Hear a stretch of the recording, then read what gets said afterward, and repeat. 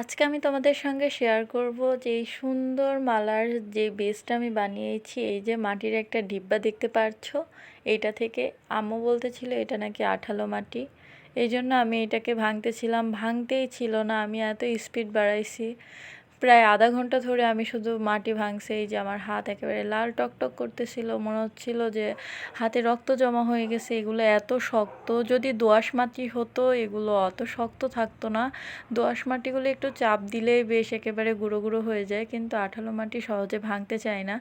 আর এখানে আমি যখন এটা নিয়ে কাজ করব তোমরা দেখতে পাবে। এই যে দেখো, আমি এটা সানার পরে কত সুন্দর আঠা আঠা একটা ভাইব চলে আসছে।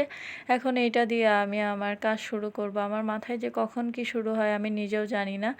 এই যে আমি এটা গোল করে নিলাম, আর এই সম্পূর্ণ ডিটেলস কাজ দেখানো অনেক কঠিন, এই জন্য আমি দেখাতে পারিনি। এমনিতেই ভিডিওটা অনেক বড় হয়ে গেছে, এর থেকে আরও ডিটেলসে দেখাতে গেলে আরও অনেক বড় হয়ে যেত। তো এটা আমি দেখো, তোমরা কালার দেখে হয়তো বুঝতে পারবে, আমি শুকানোর পরে কিন্তু এটা পুড়িয়ে নিয়েছিলাম।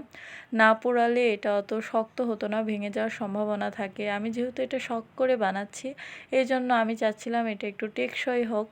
তাই আমি প্রথমে বেস কালার দিয়ে নিলাম, আর এটা আগে দিয়েছিলাম বলে এর উপরে আমি রেডি কালার দিয়ে নিচ্ছিলাম। আমি এখন যেটার উপরে একেবারে ফিক্সড একটা কালার দিয়ে দিচ্ছি, এইটা আমার সবথেকে এত বেশি ভালো লেগেছে।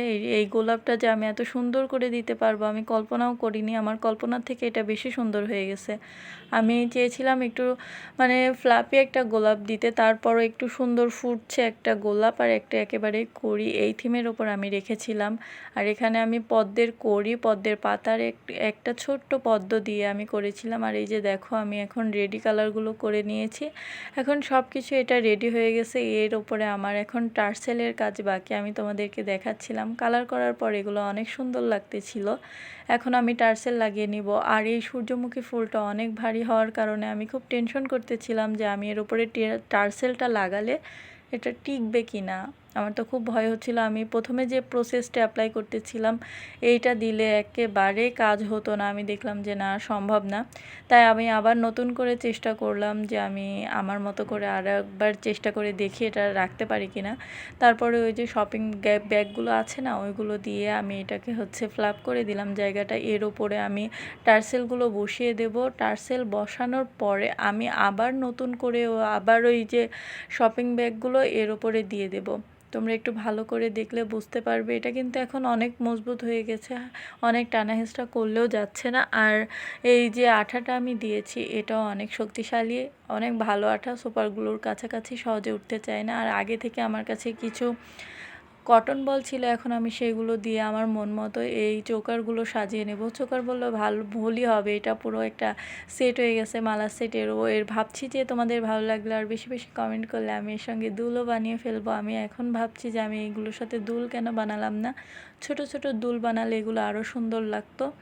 এইটা আমার যে এত ভালো লেগেছে আমি তোমাদেরকে কি বলবো। এর সঙ্গেও আমি কটন বলগুলো লাগিয়ে নিলাম। কটন বল লাগানোর পরে এগুলো দেখতে আরও অনেক বেশি সুন্দর লাগবে। তোমরা একটু ধৈর্য ধরে দেখলেই বুঝতে পারবে। আমার ভিডিওটা আজকে অনেক বড় লং হয়ে গেছে, কিছু করার নাই। আজ আমি পুরো ডিটেলস ভিডিও দেওয়ার চেষ্টা করেছি, তবুও পারিনি, অনেক কিছুই বাদ গিয়েছে। আর এখন এটা দেখো, সম্পূর্ণ একেবারে রেডি হয়ে গেছে। আমি চাইলে তোমাদেরকে পরিয়ে দেখতে পারতাম, যেহেতু আমি আমার ফেস রিলিপ করি না, এই জন্য এগুলো আমি পরিয়ে দেখালাম না। এই তো আমার এখানে সব কিছু রেডি হয়ে গেছে। তোমরা এখন কমেন্ট করে জানাও যে এই মালাগুলো তোমাদের কাছে কেমন লেগেছে। আমি শখ করে বানিয়েছি, আমার কাছে তো বেশি বেশি ভালো লাগবে, এটা স্বাভাবিক। এখন তোমরা বলো তোমাদের কাছে কেমন লেগেছে। আজকের ভিডিও এতটুকু। আল্লাহ হাফেজ সবাইকে।